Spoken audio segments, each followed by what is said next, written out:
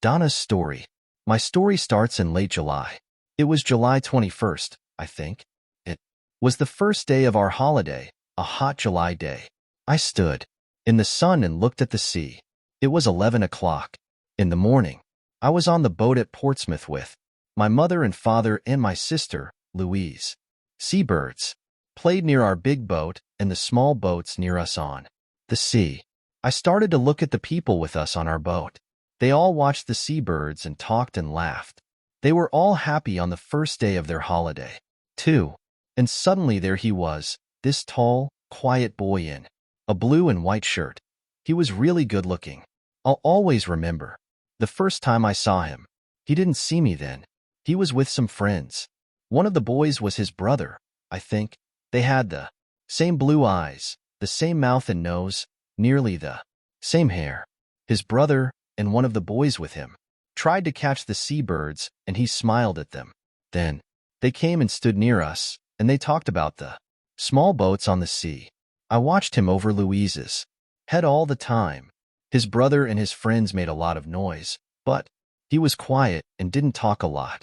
Then suddenly he looked at me and his eyes stayed quietly on me, and he smiled his lovely smile with his shy blue eyes.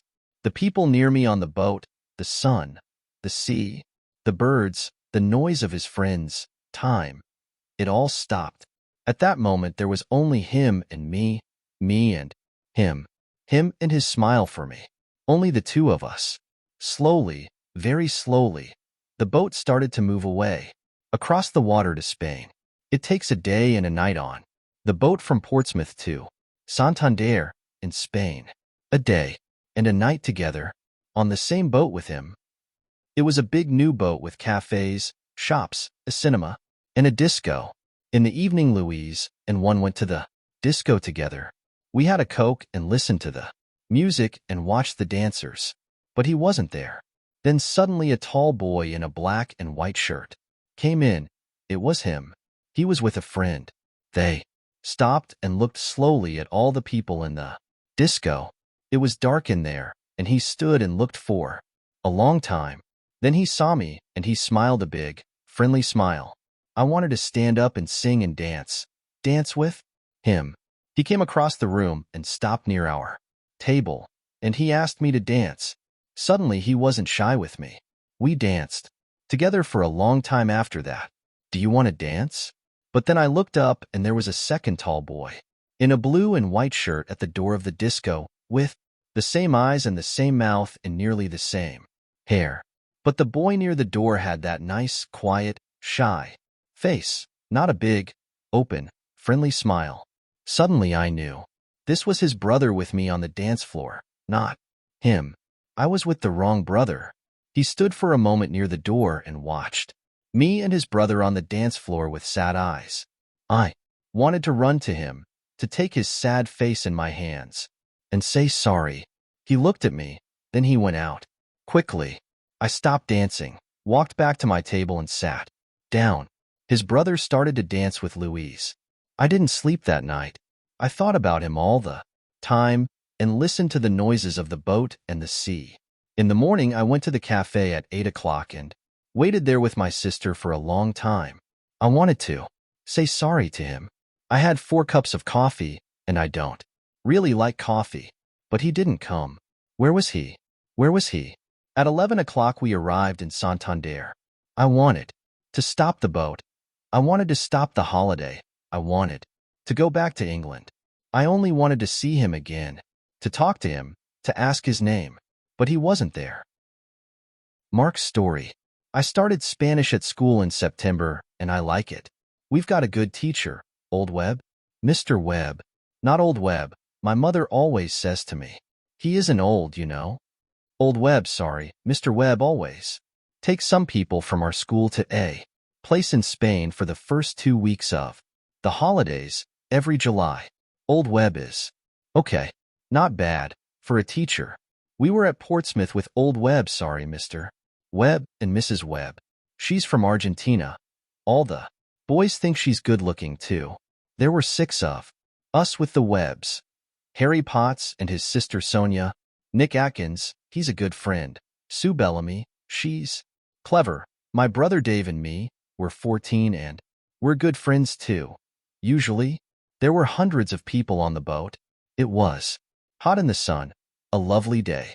People watched the sea and the small boats. I liked being in the sun and thinking about the 2 weeks holiday in Spain. Old Webb started one of his stories about Argentina, but I didn't listen. I started to look at the people, and this girl was there, near me, a really good-looking girl with nice brown eyes and black hair. I'm really shy and I'm not very good with girls. I didn't talk to her then, but I watched her with her sister and her mother and father. Then they walked away, and she smiled at me for a moment before they went. My brother, Dave, saw her, and he laughed quietly at my red face. I wanted to see her again, perhaps in the cafe at lunchtime, or perhaps in the cinema in the afternoon. But she wasn't there, and I don't remember the film. In the evening, we had a drink with Old Webb and lovely Lucrezia. That's our name for Mrs. Webb.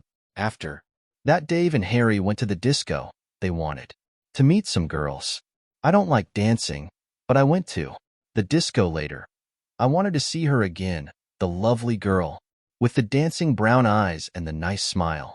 It was dark in the disco, and I stood near the door and watched the dancers. Then I saw her on the dance floor, and she was with Dave, with my brother, Dave. She smiled at him too, a lovely smile. I didn't want to watch. I walked out. I went and looked at the sea and thought about things quietly. I thought about her and Dave. I was up early in the morning, before 6 o'clock. I went out again and watched the early morning sun and the sea. There was only one old man and the seabirds there with me. The old man smiled at me, but we didn't talk. I liked being quiet. I went in and had a coffee in the cafe, but I didn't want to eat. All the time I wanted to see her. I wanted her to walk into the cafe and come across to my table and sit down with me and tell me her name and talk to me. But she didn't come. I waited and waited, but she didn't come. At 8 o'clock I went to find Nick and Dave. Dave was very quiet all day, and he was really nice to me. And I didn't see her again before we arrived in Santander at 11. She wasn't there. The town's story. Cumulus is a small town 50 kilometers from Santander, near the sea. In the town there are quiet streets of old buildings, and there is a small square. There are small shops and cafes with tables and chairs. In the square, under the trees, a lot of people from Madrid come to Cumulus for their holidays, and a lot of people from England stay in the town too. In the evenings in June and July and August, people like to walk in the streets of Cumulus. They stop in the square and stand and talk together. Their children, the children, or read their newspapers or talk, play together. Some people sit at the cafe tables and have a drink and watch. It was disco night in Cumulus on the evening after the boat arrived in Santander from Portsmouth. There were a lot of people in the square, Spanish people from Cumulus and Madrid, but families from England and France and Germany and Holland too. Some of the English families from the boat were there now. Cumulus for a night or two. Donna was there with her family at a table under some trees. Her eyes were on the dancers, but she didn't see them. The music was in her ears, but she didn't hear it. She didn't want to look or listen or dance. She didn't want to be there. She only wanted to see the lovely, shy boy from the boat, perhaps to dance with him. First, Mr. and Mrs. Webb wanted to go to a little place near the beach where they always had good fish. They wanted to have a good time on their first evening in Spain, and later there was the disco in the square at comillas. Mark didn't want to go.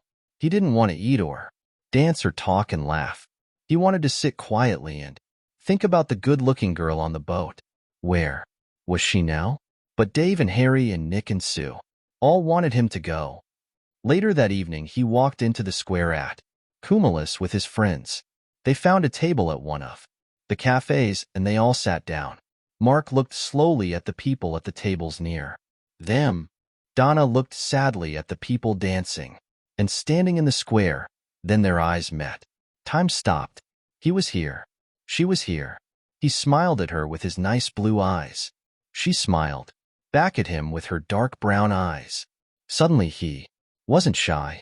He stood up and started to walk across to her. She was on her feet. Their hands met. She wanted to dance now, only with him. The others watched and smiled. They all knew. And Dave? Dave watched and smiled happily. You see, only Dave really knew the story. Only Dave knew his plan for his brother. And Donna and Mark started to dance. They were together.